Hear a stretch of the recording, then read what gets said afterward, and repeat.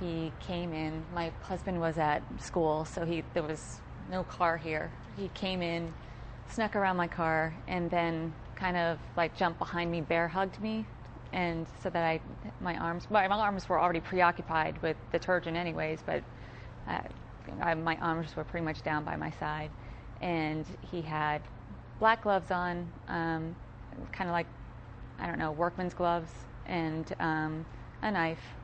And he held the knife against my throat and said, don't scream, don't make a move, I'll slit your throat, get down on the ground, and put your hands behind your back. So I did. I got down on the ground, I put my hands behind my back, and then he lowered the garage door. And then he started to bust out his zip ties. You could tell the small plastic things on my arms, and I freaked out. At that moment, it really became real to me that it all happened so fast, and it was really happening. So I screamed, I jumped up, got cut in the scuffle and knocked heads and stuff like that.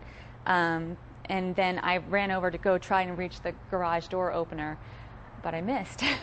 But to my surprise, he was done with me. He was saying I wasn't worth it, or whatever it was that made him decide that I was done. He actually hit the garage door opener and started running. And I didn't want him to get away. I wanted to find out what car he was driving. I wanted to tackle him. I wanted the neighbors to help me. So I started screaming and ran after him. Headed that way. My neighbors right across from me, kind of cat corner, they heard the whole commotion. One of them saw the guy leave and then saw me run after him. And so he told his girlfriend to go call 911, and then he, took off in his car after me. By that time, I had rounded the corner, and I saw him, and he was walking, like trying to, blend in, but there weren't any people there, so I don't know what he was thinking. And there was a lady walking her dog, and I was just all bloodied up, shirt all bloodied and everything. And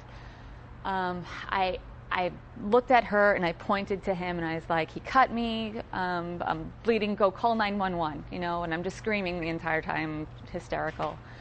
And at that point, he took off running. He knew that I realized who he was. So I followed him barefoot down the pavement. Ran after him. And then I caught up to him, and he turned around and he punched me. And so I decided that I was going to take a little bit slower, not get too close at that point. So he headed down to Friars Road, and I tried to keep a safer distance. And it just so happened that thank God, there was an off-duty Border Patrol agent. He was going house shopping with his wife and had made a wrong turn, turned around, saw me running barefoot and bloodied after this guy who had just darted across Friars Road, nearly getting killed. The cars were honking at him. He nearly got killed crossing the road.